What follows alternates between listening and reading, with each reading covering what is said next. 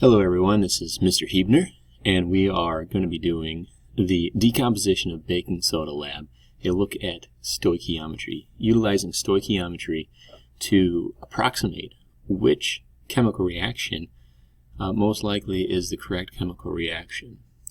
Alright, so just some brief background. It says, today in lab we will be exploring the thermal decomposition of sodium bicarbonate, commonly known as baking soda. Due to the fact that baking soda is used in many food products, thermal decomposition has been studied with a great deal of chemists. Baking soda is used to prepare cakes in order to ensure that cakes rise as they bake. As the temperature of the cake batter reaches around 50 degrees, the baking soda decomposes and carbon dioxide is released. This reaction is especially helpful in the baking of waffles or pancakes, since their high cooking temperatures cause the carbon dioxide to be liberated prior to the dough setting. While carbon dioxide gas will be one product of the decomposition, the other products are not as obvious. Your job today will be to utilize what you have learned about balancing chemical equations, stoichiometry, and the law of conservation of mass to experimentally determine the correct decomposition reaction from the three possible given below. Alright, notice how carbon dioxide is produced, each one. However, we got sodium hydroxide, sodium dioxide in water, sodium carbonate in water, some other products that are also produced, making these reactions a little bit different from each other. We're going to start with the first one, and we have to write out the formulas and then balance it. Alright, so sodium bicarbonate. I know sodium is Na, and then bicarbonate, I know that's HCO3, but if you're not sure, you can look at the back side of your periodic table. And you look at it, HCO3 is bicarbonate, and it's a -1 charge. Alright. NaHCO3. HCO3 is a -1, and sodium I know is a +1. If you forget, sodium is down here as that's right there, +1 charge. Or you can also think it's in the first column, and these are all +1 charge. Alright, there it is, sodium bicarbonate, it's balanced, +1, -1, 0 charge. Then we got sodium hydroxide. I know sodium is Na, and hydroxide is OH. Not sure? Check it out, hydroxide, OH, and it's a -1. And I know sodium's +1. +1, -1, 0 charge, so that's good. And then carbon dioxide, so this is a molecular compound.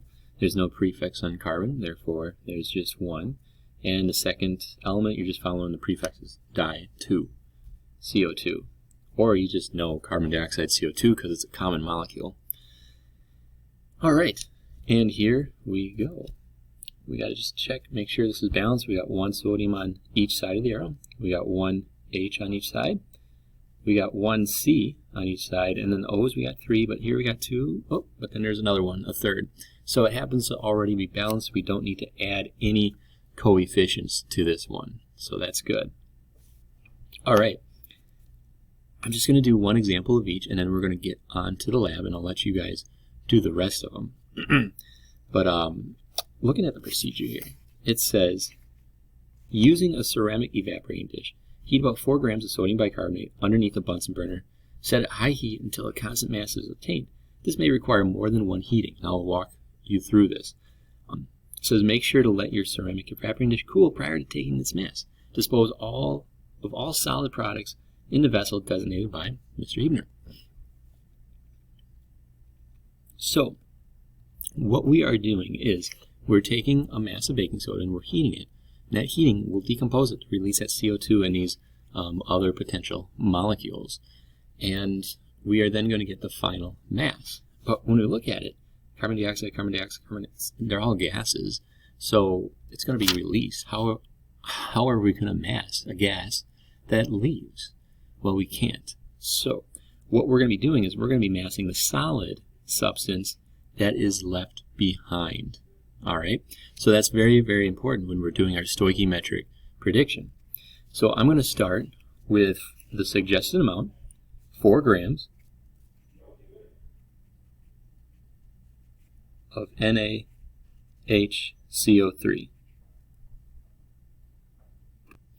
If you had 3.9 grams, that's fine. If you had 4.2, that's totally fine. So we're just going with the 4 grams. I would actually try to get exactly 4 grams because we're going to be doing these calculations first. And, yeah, then you'd have to redo your starting point. That would be really annoying. Okay, first things first, we got to convert. Well, first we balance the equation. We write down our given, and we convert to moles. That's step 1, 2, and 3. So you put 1 mole on top, and you put the grams of NaHCO3 on the bottom, and the grams come from the periodic table. We're looking for the molar mass. And looking at that, sodium, it's very tiny. It's like 23. So you have to take my word for it. All right, so let's just put it right there. 23 plus 1H. No, it's 1. Atomic mass is 1. And then 1 carbon is going to be 12. Look at carbon. It's 12. And then oxygen is 16, and there's 3 of them. So plus 16 times 3. What we got going on is 16 times 3 plus 12 plus 1 plus 23 is 84. Did I get that in there? Okay, yeah, 84. So 84 grams. So then we're going to take 4 divided by 84. And I'm getting 0.0476. 0.0476 moles of NaHCO3. Okay, so now I got moles of my baking soda, but I want to figure out my solid, not my gas, because that's going to go away. I won't be able to compare my gas to my experimental, but I can compare this potential sodium hydroxide that could be produced, possibly, if this is the right equation. So I want to convert it to NaOH moles. So this is step 4, my mole to mole ratio. So I'm going to multiply by mole over mole, and I'm getting rid of NaHCO3, and I want to move to NaOH. This is the part that's going to be different for each of your 3 equations. The first part is going to be the same each time, which is nice. Another nice thing about this first equation is it's balanced already. It's a 1-to-1 ratio. That's simple math. 0.0476 times 1 divided by 1. It's going to be 0.0476 moles, but the thing that changes is NaHCO3 cancels out and we're left with NaOH. So if I have 4 grams of NaHCO3 fully react, I should be producing 0.0476 moles of sodium hydroxide. That's what I should be producing, but I can't compare that with the balance with my experimental unless it's in grams. So I'm going to multiply by grams of NaOH on top because I want to end in grams over 1 mole because I want to get rid of moles of NaOH. And if we look up the periodic table, the atomic masses, sodium, we said was 23, oxygen we said was 16, and hydrogen we said was 1. So we add these up and we get 40 grams of NaOH. So I'm going to take my 0.0476 and multiply it by 40. And I'm getting 1.90. I'm going to round it to 3 sig figs because I started with 4.00. I got 1.90 grams of NaOH. So if at the end of your experiment on the balance you find your final mass to be 1.9-ish, that means the first equation is the correct equation, and it's sodium hydroxide that's actually being produced. All right, is there anything else before we get started? Oh, actually, well, as there's space on the back for all this, we should have wrote the balance equation here, and then show your quantitative proof here. And right here, you're going to be making an appropriate data table below, including a place to record quantitative observations. So I'll do qualitative, and remember, qualitative is just what color is the baking soda, what was the smell, any interesting things that happen. And then your quantitative is going to be your numbers. And I would set it up real quick. We got, we're looking for the mass of the baking soda.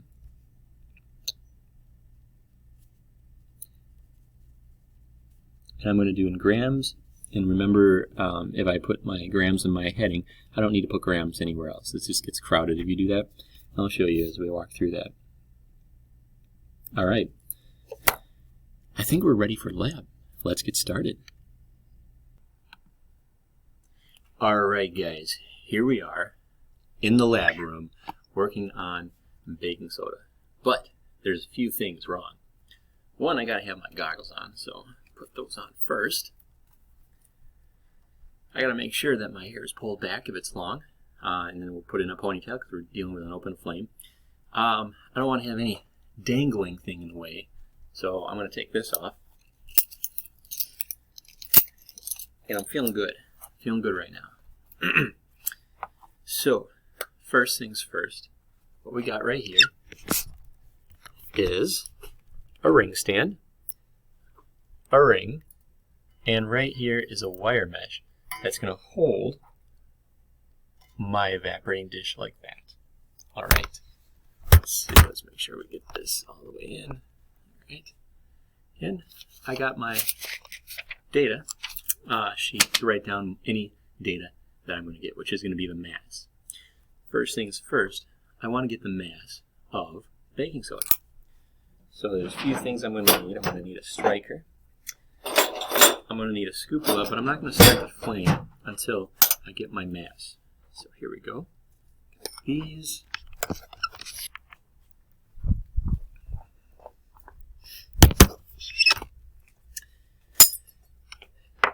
The chemical I'm working with is sodium bicarbonate. It's non-hazardous. It does say, warning, may be harmful if swallowed. Obviously, I'm not going to swallow it, so I should be fine. All right, I'm going to put this balance. No, not this. This is a evaporating dish. I'm going to put it on the balance, just like so. And so you can see what I'm doing. What we got right here, is it going to focus? Yeah, it's like 5 point something. I'm going to press the on/tear button. And what that does, it zeroes it. All right. So now I don't have to worry about subtracting the mass of the evaporating dish. It just makes it simpler for my life. All right, I'm going to try to get 4 grams. All right, I got about 3.2.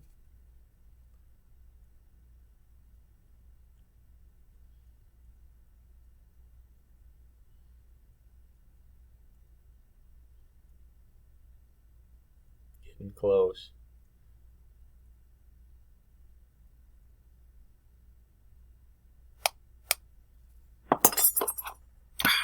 Okay. Well, so as you can see right there, it is 4.00 on the dot. Look at me. I'm good. All right. Just kidding. What we got right here is our original lab area. Okay. And yes, I didn't forget anything. Okay. Here it is. There is my baking soda. You can't really see with the glare, but it's a white powder. Ooh, that's an observation. Let me write that down under the qualitative section. White powder. Doesn't smell like anything. So it's another one, a qualitative observation. So let's write that one down. No smell. Okay. We are going to get this thing started. I'm going to put the gas, and instead of having it perpendicular, I'm going to move it so that it is parallel. And I can hear a little hiss. That means the gas is on.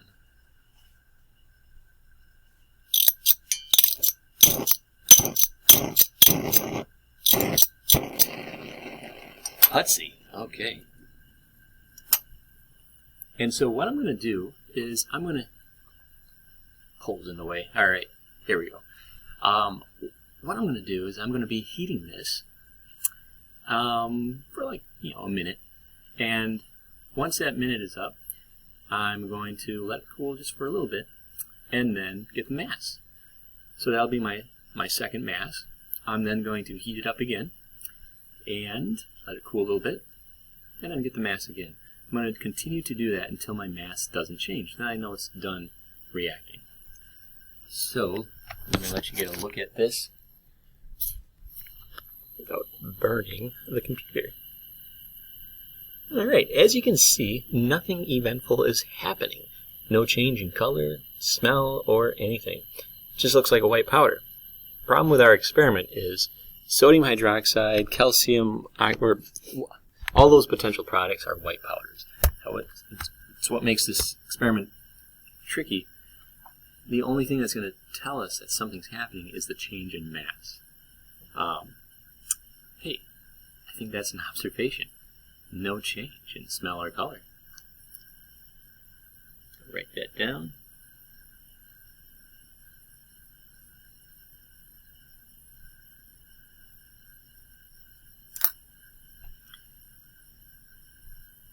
Alright, I'm going to pause this so that it's not uneventful dead space in this video. Alright. Hey guys, so what we got is I heated it for like, I don't know, a minute and a half. I wasn't keeping track of time. It's cooling right now, so it should be cool enough. You know, just 60 seconds to cool should be good. So I'm going to get it with a crucible tongs, not a beaker tongs with rubber, because that would melt the rubber. I gotta do a crucible tongs, which looks like that. Alright.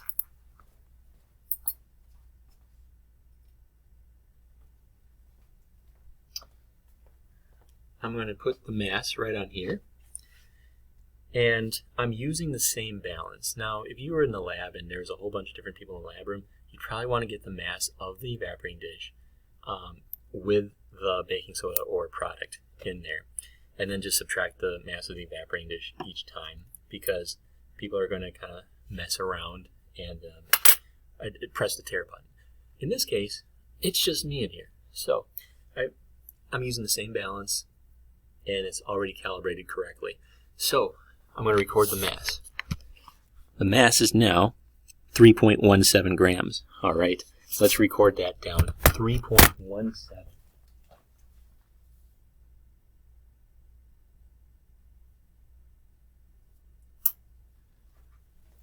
All right, what we're now going to do is we're going to heat it again.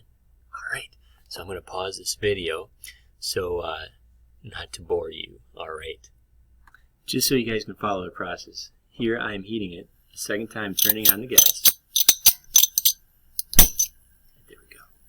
And now it is heating again. So if the mass is going to be less than 3.17 grams this next time, then I'll have to heat it again. But if it's around 3.17, then I think we're good. All right, I'm going to press pause. All right, boys and girls, what we got right here is another time to mass our substance. I'm going to get the crucible tongs and the evaporating dish with our unknown product.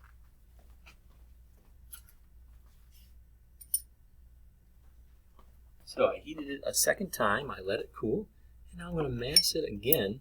Be great if it was 3.17, because then we'd be done. Let's see what it is. Oh, okay. 2.92. Looks like we're going to have to heat it again. All right. I'm going to write that down, and I'm going to pause it and get everything set up for the next heating. And it is well, it went down a little bit. It's 2.90. Okay, I wrote it down, 2.90. We're going to get this fire started. I just put my gas on parallel and lighted it with a striker, and we're heating it one more time. Well, hopefully one more time. But if you notice, I went down from 4 to 3.17. That's about 0.83 grams difference. Now I went from 3.17 to 2.9. That's about 0.27. So it didn't go down as much, which means the reaction has already hit its peak and is on the downward trend. So this next mass, I predict, is going to be around 2.9. It might be a little bit less. I'm pretty confident, though we're nearing towards the end. Just so you can kind of see how it's not been that eventful. The most fun thing is playing with the Bunsen burner and lighting the fire. But really there's no change in the color, smell, or texture. Maybe it's a little lumpier. That's the texture change. It doesn't really show up on this because it's a little too pixelated. Alright, I'm going to press pause on this, and hopefully one more mass. Hey guys, I'm still here, and what we are going to do is going to get I think it's the third mass by now. It's actually the fourth mass. Alright, let's get that. It's been cooling off a little bit. Just pick it carefully, walk over while holding it with my crucible tongs. I put it on the balance. It's still going down. Okay. This hasn't been patient enough. Okay. 2.67 is the mass. Alright, let's get rolling with this. 2.67. I'm going to press pause.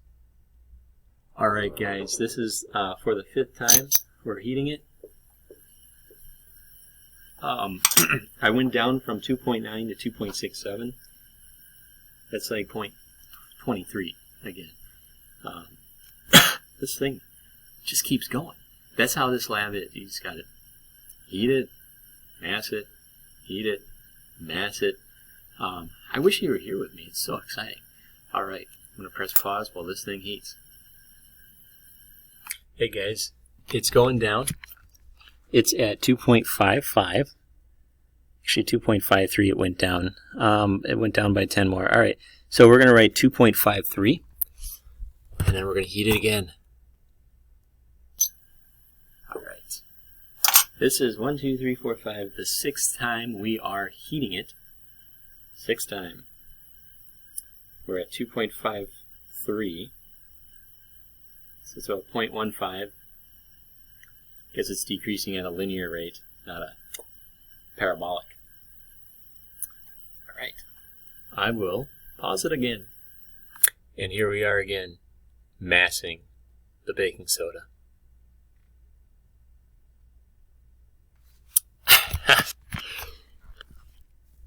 Alright. It's at 2.46. We'll call it 2.45. Should we do it again or should we not? Let's be real scientists here and heat it again. 2.45. I'm going to press pause on this. Alright, heating it again. I just want you guys to kind of see what my data looks like. Look at that wonderful data. We got 1, 2, 3, 4, 5, 6 different masses. And we're working on getting our 7th now. I'm going to be late for a meeting to do this, but I can't stop in the middle because then water could get into it and mess up the whole experiment through moisture. So we got to finish this experiment. Yeah, I'm feeling this is going to be the last mass. So I'm going to press pause. We have some really good news. Some amazing news. I'm super excited on this. It's about 2.44. Or 2.43. So it's not changing much the mass. I mean, it might change a little bit. Maybe it'll go down to 4.3. But, well, not 4.3, but 4.38. It's like 2. Oh, no, it's 2.41. Okay. We'll write 2.41. And I think we're going to call it a day on this. And if there's any experimental error, the biggest experimental error is going to probably be from maybe not heating it up enough. Maybe there's still some CO2 that can get out of there. But for now, we're just going to write 2.42. And we're going to call it a day. So, but actually, the chances are, because it was at 2.45, now it's at 2.42, it's not really decreasing a whole lot. So our percent error is not going to be hugely off. But we are going to have percent error regardless. And one of the possible percent errors or sources of error is not heating it enough. That's the most common one. Besides poking it with your scoopula. If you're doing that, shouldn't do that because then you're going to be taking some of your product. That'll really skew your data. Those are the two big ones. Poking and not heating enough. So what we do now is we finish the stoichiometric calculation from the beginning. Since we're dead on 4.00 grams, we can compare our experimental with our theoretical data and it's going to be apples to apples. So remember right here where we're doing the calculations and we saw that it was 1.9 grams of NaOH. We got 2.42. It's definitely not going to be equation 1, so we can X that one out. So if equation 2 or 3 is a number that's relatively close to 2.42, then most likely that reaction, that equation, is the correct equation. That's what this lab is about. We're trying to use stoichiometric analysis to figure out which chemical reaction is the correct chemical reaction, and we did it utilizing our experimental data by heating up the baking soda. So that's a really slick way of how we can use stoichiometry. There's tons of other examples. I hope you learned something from this, and I hope you really enjoy doing those theoretical calculations. That's the real fun part. Until next time, I'm Mr. Huebner, and this was Fun with Chemistry.